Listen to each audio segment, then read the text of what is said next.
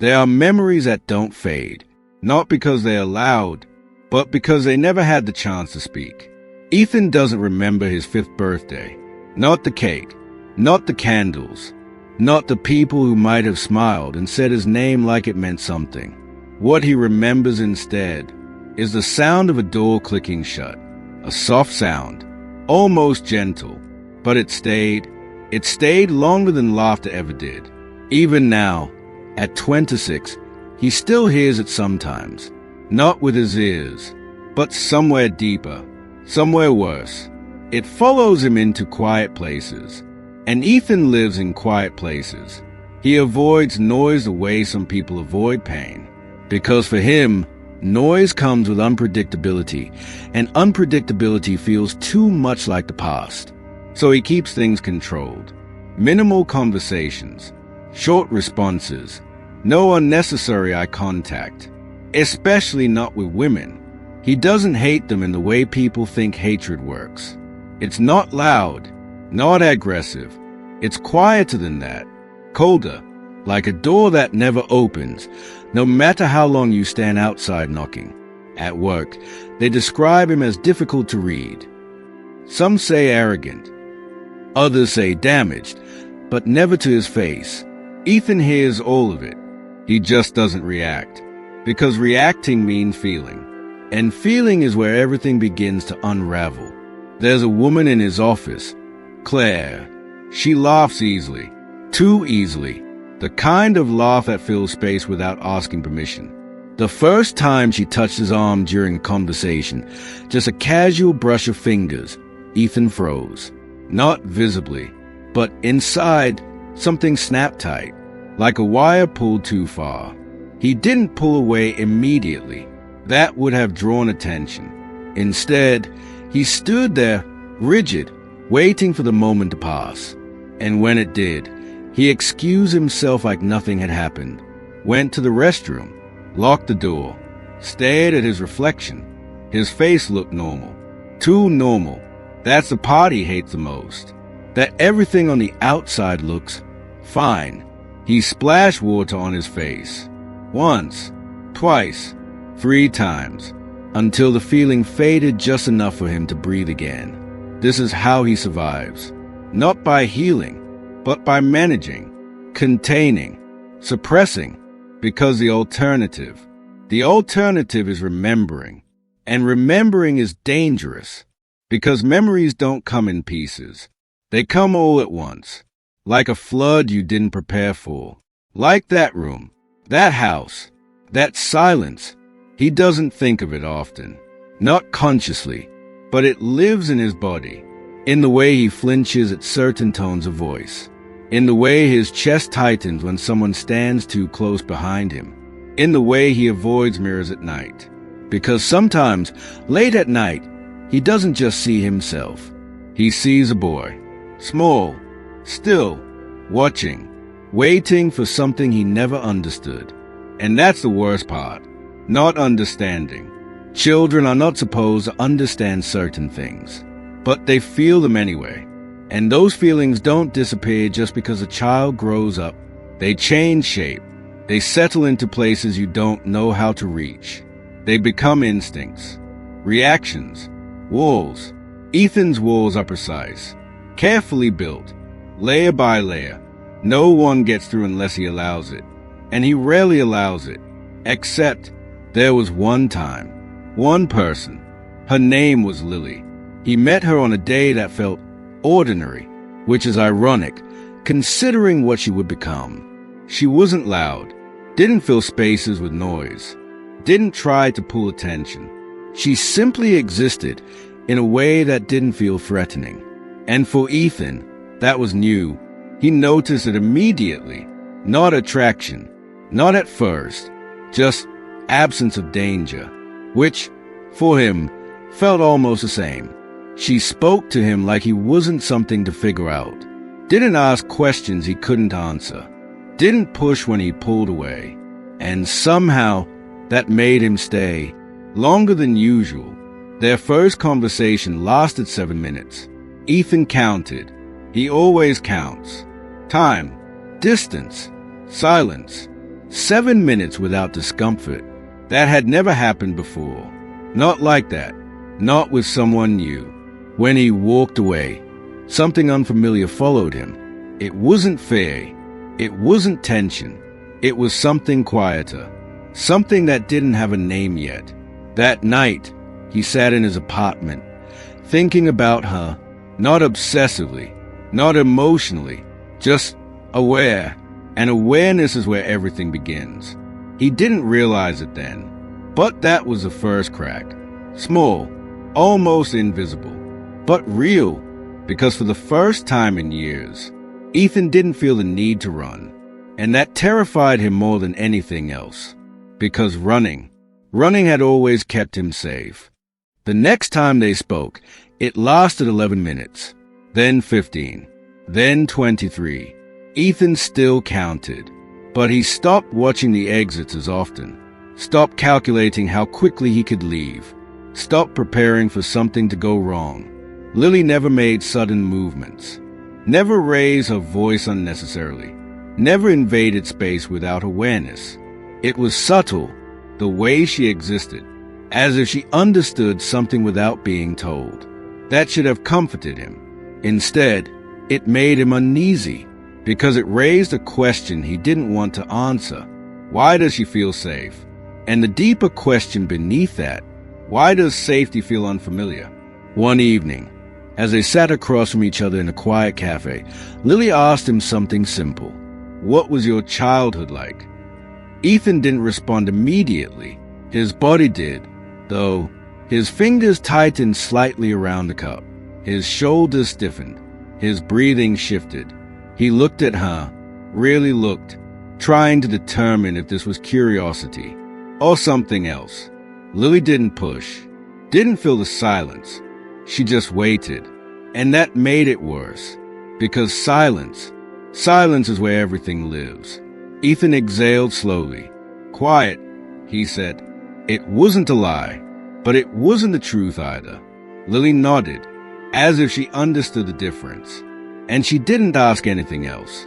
That should have ended the moment, but it didn't, because something in Ethan shifted again. Not relief, not comfort, something heavier, because she didn't force the door open. She simply acknowledged that it existed, and for the first time, Ethan became aware of how tightly he had been holding it shut. That night, the dreams came back, not clear, not detailed, but enough to make him wake up with his heart racing, enough to leave that familiar weight in his chest. The kind that doesn't go away with water, or time, or distraction. He sat on the edge of his bed, staring into the dark, and for a moment, just a moment, he wasn't 26 anymore.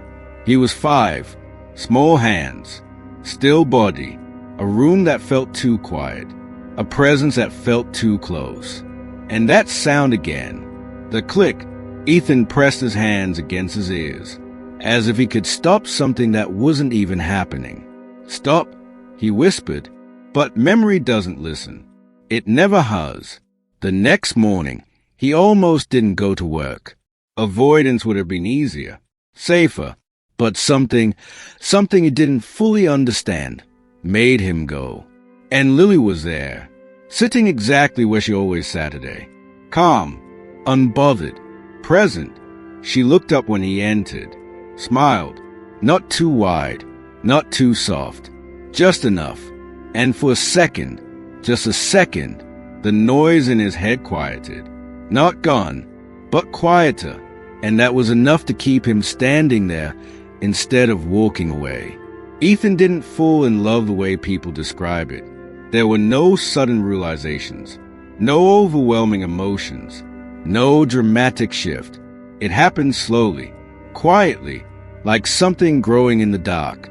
He started noticing things. The way Lily listened without interrupting, the way she chose her words carefully, the way she never tried to fix him, just accepted what he allowed her to see. And that's what made it dangerous, because acceptance lowers defenses, and lower defenses expose wounds he had spent a lifetime hiding. The first time he hurt her, it wasn't intentional. At least, that's what he told himself. She had reached for his hand. Simple gesture. Soft. Normal. Ethan pulled away instantly. Too fast. Too sharp. Like her touch had burned him. Lily froze. Not hurt immediately. Just confused. "I'm sorry," she said. And that word, sorry, it hit something deep. Something old. Something twisted. Because that word didn't belong to her. It belonged to someone else. Someone who never meant it. Ethan's expression hardened. "Don't," he said. Lily blinked. "Don't what?" "Don't act like that." "Like what?" "Like you've done something wrong." She stared at him, and in that moment, something in her eyes changed. Not fear, not yet, but awareness. And Ethan saw it, and instead of stopping, he leaned into it, because pushing people away was the only control he knew. And that's how it began. Not with anger, not with shouting, but with distance, cold words, sharp silences, moments where Lily reached out, and Ethan made her regret it. Not loudly, but deeply, because quiet pain lingers longer. And somewhere beneath all of it, beneath the distance, the coldness, the control, there was still that boy, 5 years old, sitting in a room that never felt safe, learning, slowly, that closeness comes with a cost, and that love is something you survive, not something you trust. There are people who break you loudly, and there are people who break you quietly, until one day you realize you no longer recognize yourself. Lily didn't notice it at first, not fully, because Ethan's cruelty didn't look like cruelty.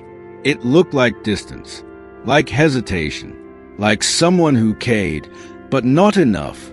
And that's what made it dangerous, because it left room for hope. And hope is what keeps people staying longer than they should. At the beginning, she made excuses for him. He's just guarded. He's been through something. He'll open up eventually. She told herself these things in the quiet moments, the moments when he would go silent mid-conversation, when his eyes would drift somewhere far away, like he was listening to something she couldn't hear, when she would reach for him, and he would subtly shift, just enough to remind her that closeness had limits. But limits without explanation feel like rejection. And rejection, repeated gently over time, becomes pain. One night, she asked him again, not directly, not forcefully, just carefully, "Do you ever feel like something is holding you back?" Ethan didn't answer immediately. He leaned back in his chair, eyes fixed on nothing. The room was dim. Only a single lamp lit the space between them.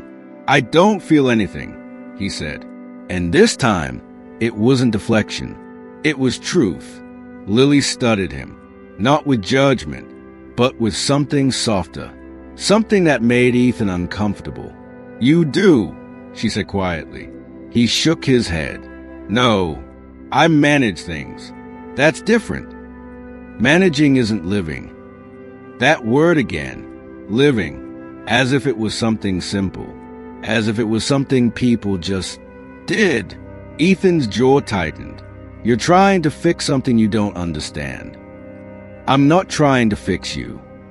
"Then what are you doing?" Lily paused, because the honest answer was heavier than she expected. "I'm trying to stay." Silence. Heavy. Unmoving. And for a brief moment, something in Ethan cracked. Not open, but enough to let something sharp slip through. "Then you shouldn't." The words landed harder than he intended. Lily's expression shifted. There it was. That look, the one he had seen before. Confusion turning into hurt. Hurt trying to hide itself. "Why?" she asked. Ethan looked at her, really looked this time. And what he saw scared him, because she wasn't dangerous. She wasn't manipulative. She wasn't anything like the voice in his past. And yet, his body reacted the same way. Tension, resistance, the need to push away, because safety felt unfamiliar, and unfamiliar things couldn't be trusted. "I'll ruin it," he said finally. Lily swallowed. "That's not your decision to make alone." And that was the moment everything shifted. Because now, staying wasn't passive anymore. It was a choice. And choices come with consequences. The distance grew after that. Not suddenly, but steadily, like something decaying from the inside. Ethan became colder, more controlled, less responsive. And Lily tried. God, she tried. She adjusted herself in ways she didn't even realize at first. Spoke softer, moved slower, gave him more space. Then more, then too much. Until one day, she realized she was the only one reaching. And he was just watching her try. "You don't even see what you're doing, do you?" Her voice wasn't loud, but it trembled. Ethan stood by the window, staring outside. "I'm not doing anything." "That's a problem." He turned slightly, just enough to acknowledge her presence. "You want something from me that I can't give." "No," she said, shaking her head. "I want something from you that you refuse to even try to understand." Ethan's expression hardened. "I didn't ask you to stay. And I didn't ask you to shut me out every time I get close." Silence. Sharp. Cutting. The kind that leaves marks even after it's gone. Lily took a step back. Not out of fear, but exhaustion. "I don't know how to reach you anymore." Ethan didn't respond, because the truth was, he didn't know how to be reached. That night, he didn't sleep, not because of nightmares, but because of something worse. Clarity, the kind that comes when everything is too quiet, when there's nothing left to distract you from yourself. He sat in the dark, staring at nothing, and for the first time in years, he allowed the memory to come. Not all of it, just fragments. A room, a shadow, a voice that didn't sound like comfort, a feeling he couldn't name back then, but now understood too well. His hands clenched, breathing uneven, and then something else, a realization, not sudden, not dramatic, but heavy, unavoidable. This didn't start with Lily. It didn't start with his behavior. It started long before he even understood what was happening to him. And he had carried it, untouched, unspoken, for years, letting it shape everything, every reaction, every decision, every wall. The next morning, Lily didn't call, didn't text, didn't show up, and that silence felt different, not peaceful, not neutral, final. 3 days passed. Ethan told himself it didn't matter, that this was expected, that this was inevitable, but something inside him wouldn't settle, because for the first time, he wasn't sure if he had pushed someone away or lost them. When he finally went to her apartment, he didn't knock immediately. He stood there, hand hovering near the door, heart doing something unfamiliar, not racing, not panicking, just heavy. He knocked once, no response. Again, nothing. He reached for the handle, locked, and something about that, the finality of it, hit deeper than he expected. She left. The voice came from behind him. He turned. An older woman stood in the hallway. "Neighbor, she moved out yesterday." Ethan's stomach dropped. Did she say where? The woman shook her head, just said she needed peace. Peace. That word again. People say it like it's easy to find, like it's something you can just choose. Ethan walked away without another word. But something had already begun. Something slow. Something dangerous. Because loss has a way of uncovering everything you've buried. That night, the memories didn't come in fragments. They came whole, and Ethan didn't stop them. He remembered the silence. Not empty silence. Heavy silence. The kind that presses against your chest until breathing feels like effort.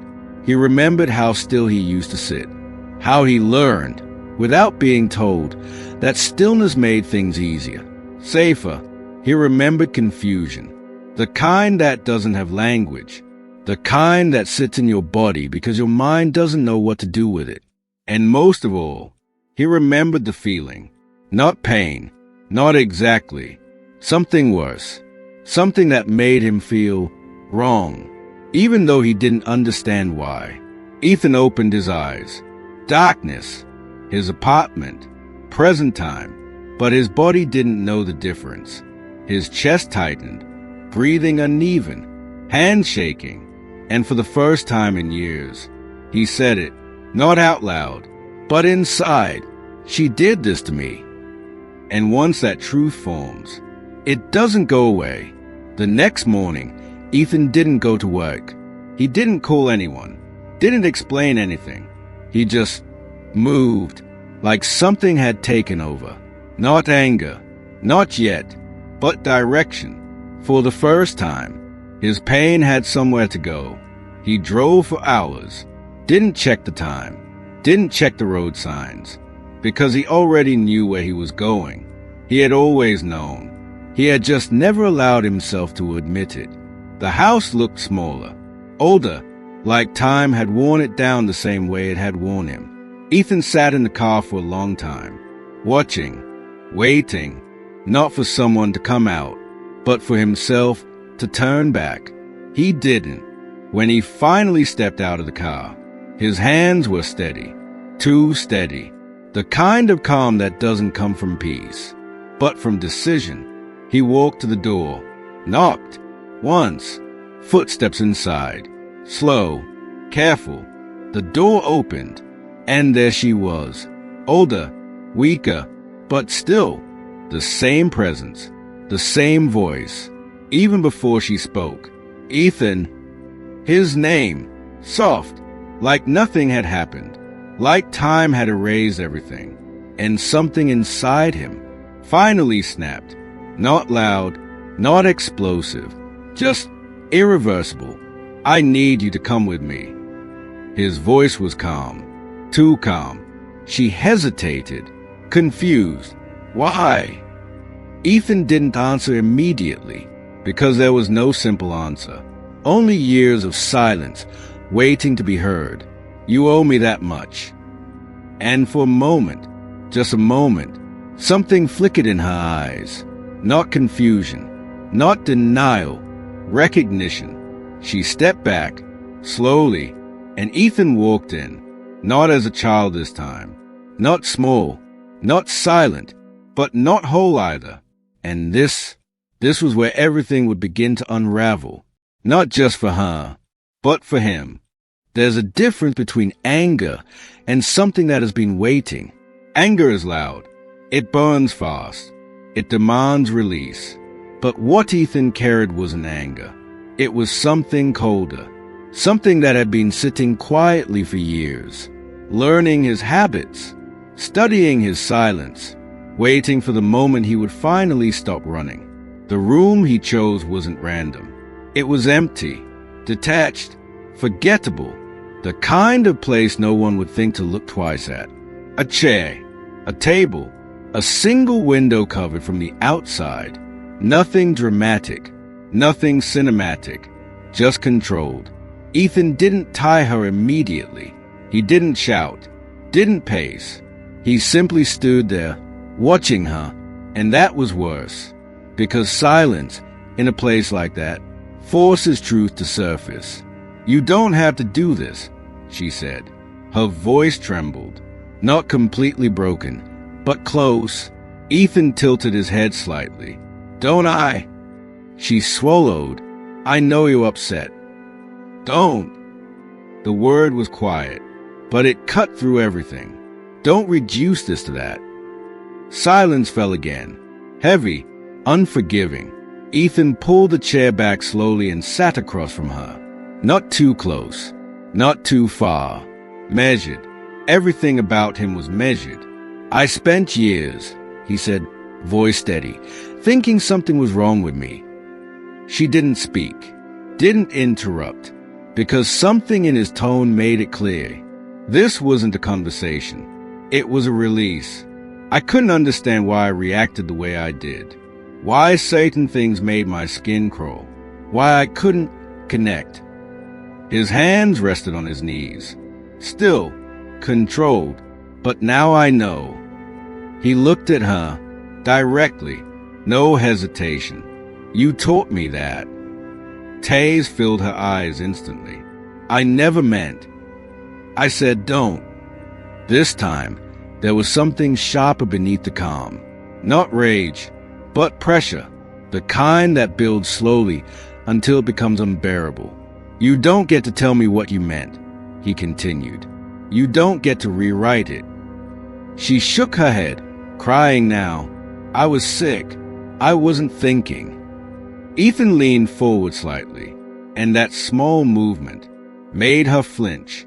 He noticed, and something inside him twisted. Not satisfaction, not guilt, something in between, something broken. I was 5. The words landed like weight. Simple, undeniable. She covered her face, sobs breaking through now. I know. But knowing now didn't change then. You know what the worst part is? Ethan asked quietly. She didn't respond. Couldn't. I didn't even understand what was happening. His voice dropped lower, not softer, heavier. I just knew it felt wrong. He paused, and I thought that meant I was wrong. That was the moment something shifted. Not in her, in him, because saying it, actually saying it, made it real in a way it had never been before. For years, it had lived as fragments, feelings without words, reactions without explanation. But now, it had shape, it had truth, and truth changes everything. I carried that, he continued, every day, every interaction, every relationship. He exhaled slowly. And you lived your life. That part wasn't shouted, but it cut deeper than anything else. I tried to forget, he said. I tried to move on. I told myself it wasn't that bad, that maybe I was exaggerating, that maybe I just needed to be stronger. He let out a hollow breath, but it doesn't work like that. Silence again, but this time, it wasn't empty. It was full of everything that had never been said. I met someone, Ethan said after a while. Her sobs quieted slightly. She was different. He looked away briefly, not avoiding, just remembering. She didn't push, didn't demand anything. She just stayed. A pause, and I destroyed that. His jaw tightened, not in anger, in realization. I hurt her in ways I didn't even understand while I was doing it. He looked back at his mother, and that's when I realized this didn't end with me. That landed, because now, this wasn't just about the past. It was about what the past had created. You didn't just hurt me, he said quietly. You changed what I became. She shook her head desperately. I'm sorry. I'm so sorry. I would take it back if I could. You can't. Flat. Final. And that's a problem. Ethan stood up slowly, walked a few steps away, ran a hand over his face. For a moment, just a moment, he looked tired, not controlled, not calculated, just exhausted. I thought bringing you here would fix something, he admitted. His voice wasn't steady anymore. Not fully. I thought if I made you understand, if I made you feel even a fraction of it. He stopped, because the truth was sitting right there, unavoidable. It doesn't change anything. He turned back toward her, and this time, there was something different in his eyes. Not just pain, not just anger. Clarity. You can't give me back what I lost. She broke completely then, crying without restraint. I know, but knowing was too late. Ethan walked back toward the chair, stopped just short of sitting, looked at her for a long time, and in that moment, he saw something he hadn't expected. Not just guilt, not just regret, brokenness, real, heavy, ugly, and something inside him shifted again. Not forgiveness, not yet, but something that made holding on to everything feel heavier than letting go. "I could keep you here," he said slowly. Her breathing hitched. "I could make you sit with this. Every day, every night." He paused, and maybe part of me wants that. Honest, brutal, but that wouldn't fix me. Silence. Long, deep. Ethan stepped back, reached for the door, unlocked it. The sound echoed in the room. Sharp, final. She looked up at him, confused, broken. "Ethan, go." She didn't move immediately, didn't understand.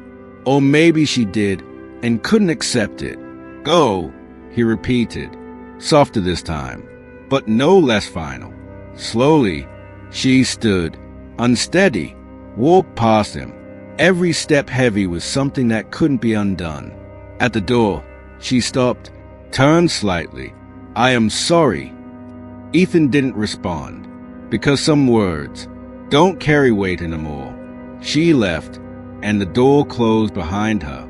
Ethan stood there, alone, again, but this time, the silence felt different. Not suffocating, not peaceful either, just honest. He sank into the chair, hands covering his face, and for the first time in years, he cried without holding back. Not controlled, not contained, everything at once.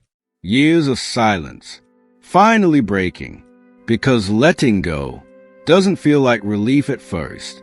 It feels like loss, like you've been carrying something for so long. You don't know who you are without it. And Ethan had just put it down. He didn't know what would come next, didn't know if he deserved anything better, didn't know if the damage could ever truly leave him. But for the first time, he wasn't running. And sometimes, that's where healing begins.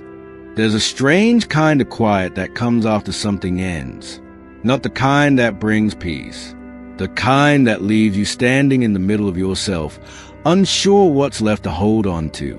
Ethan didn't go home immediately. He sat in the car for a long time, engine off, hands resting on the steering wheel. The world outside moved like nothing had changed. Cars passed. People walked. Someone laughed in the distance. Normal. Everything was normal. And that felt wrong. Because something inside him had just shifted in a way he couldn't reverse. He expected relief. Some kind of release. Closure. That word people use like it's a destination. But there was no clean ending waiting for him. Just space. And in that space, everything he had been holding back began to rise. Not as memories this time, as weight. When he finally got home, he didn't turn on the lights. He didn't need to. Darkness had never been unfamiliar to him. He sat on the floor, back against the wall, just like he used to. Different room, different age, same posture, same silence. I thought it would feel different. The words slipped out before he could stop them. No one answered. There was no one there to answer. And maybe that was the point. The next few days passed without structure. Ethan didn't go to work, didn't answer calls, didn't check messages. Time blurred. Morning, night, it didn't matter. Everything felt suspended, like he was waiting for something to happen, or maybe for something inside him to settle. But it didn't settle. It shifted. He started noticing things he used to ignore. The way his body still tensed at sudden sounds. The way silence still carried echoes. The way certain thoughts still made his chest tighten without warning. Letting her go hadn't erased anything. It had just exposed it, without the distraction of control, without the focus of confrontation. There was nothing left to aim the pain at. So it turned inward, and then The call came. He almost didn't answer. The phone rang 3 times. 4, 5. Something in him said ignore it. Stay where it's quiet. Stay where nothing moves. But another part, smaller, quieter, made him pick it up. Hello. There was a pause. Static. Breathing. Then a voice. Not hers. A man. Measured. Professional. Is this Ethan Clark? Ethan's grip tightened slightly. Yes. Another pause. The kind that prepares you for something you don't want to hear. I'm calling regarding your mother. Something cold moved through his chest. Not shock. Not yet. Just awareness. She was found earlier today. Silence stretched. Heavy. Found where? Ethan asked. His voice didn't sound like his own. At her residence. Another pause. Then, I'm sorry to inform you, she didn't survive. The words didn't land immediately. They hovered, hung in the air, like they needed permission to become real. Ethan didn't speak, didn't react, because something in him didn't know how to. There will be procedures. He hung up, not out of anger, not out of denial, just because he couldn't hold the conversation. The room felt smaller, tighter, like the walls had moved closer without him noticing. He stood up, sat back down, ran his hands over his face, and for a moment, there was nothing, no emotion, no thought, just blank. Then it came, not all at once, slow, unfolding. She's gone. The words formed in his mind, and with them, something else, not relief, not satisfaction, something heavier, something complicated, because he hadn't forgiven her, not fully, not cleanly. He had just let her go, and now there was no space left for anything else. No answers, no explanations, no possibility of something changing later. Finality, that's what this was. And finality doesn't ask if you're ready. Ethan leaned back against the wall, stared at the ceiling, and for the first time since the call, his chest tightened, not from panic, from something deeper. A tear slipped down the side of his face. Then another. I didn't want this, he whispered, and it was true. As much as he had carried anger, as much as he had wanted her to understand, he hadn't wanted this. But life doesn't separate things that cleanly. Pain doesn't come with boundaries, and consequences don't always match intention. He stayed there for hours, not moving, not thinking clearly, just existing in the aftermath. Days later, he stood at the edge of a quiet cemetery. Gray sky, soft wind, minimal people, no long speeches, no dramatic scenes, just an ending. Ethan didn't step forward, didn't stand close. He stayed at a distance, hands in his pockets, watching. There was no surge of emotion, no sudden breakdown. Just wait, the kind that settles in your chest and refuses to leave. Someone approached him after, a relative, distant, unfamiliar. She talked about you. Ethan didn't respond. She said she wished she had done things differently. Silence. I don't know if that matters now, the man added. Ethan looked away, because the truth was, it didn't. Not in the way people think. Regret after damage is done doesn't repair anything. It just exists. That night, Ethan walked without direction, through streets that didn't ask questions, past people who didn't know him, didn't know what he carried, didn't know what he had done or what had been done to him. And for the first time, he didn't feel the urge to hide from that. He stopped outside a familiar building, Lily's old place, empty now, dark. Still, he stood there longer than he should have, as if something might change if he waited, as if she might walk out like nothing had happened. But life doesn't pause for anyone, and people don't stay where they were hurt. Ethan reached into his pocket, pulled out his phone, scrolled. Her name was still there, untouched, unchanged. His thumb hovered over it, hesitated, because calling her now meant stepping into something uncertain, something he couldn't control. But that's what this was about now, wasn't it? He pressed call. The ringing felt louder than it should have, each second stretching longer than the last. Then, hello. Her voice, soft, familiar, careful. Ethan closed his eyes briefly, not to escape, just to steady himself. It's me. A pause, long, heavy. I know, she said.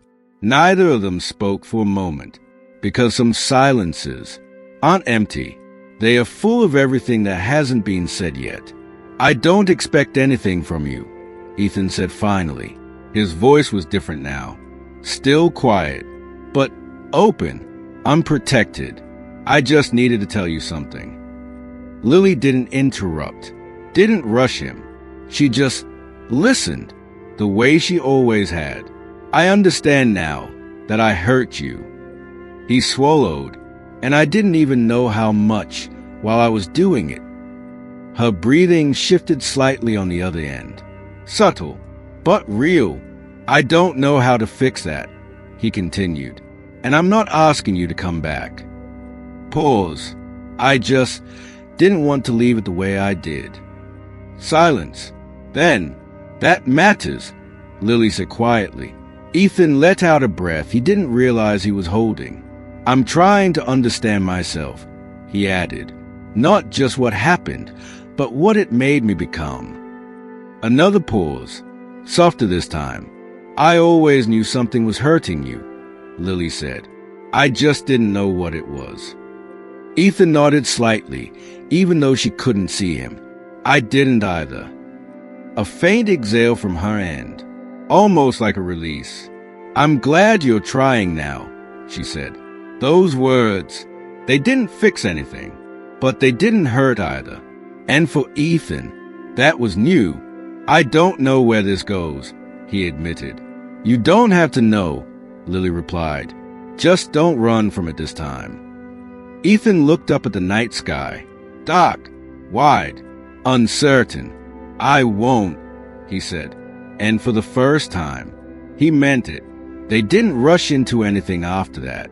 No dramatic reunion. No instant forgiveness. Just space. But a different kind of space. Not empty. Not distant. Possible. Weeks later, they met again. Same cafe. Same table. But everything felt different. Ethan still noticed the exits. Still tracked movement. Still felt that familiar tension under his skin. But he stayed. And when Lily sat across from him, he didn't look away. I'm not better, he said. Honest. Unfiltered. I didn't expect you to be, she replied. A small pause. But I'm trying, he added. Lily nodded. And this time, there was no confusion in her eyes. No hesitation. Just understanding. And that didn't fix everything. Didn't erase the past. Didn't undo the damage. But it changed something. Because healing isn't about becoming someone new. It's about learning how to live with what you've been through, without letting it decide everything. Ethan still carried it. The silence, the memories, the weight. But now, it wasn't the only thing he carried. And sometimes, that's enough. Not a perfect ending. Not a clean one. But real. And for the first time in his life, Ethan wasn't just surviving it. He was choosing what came next.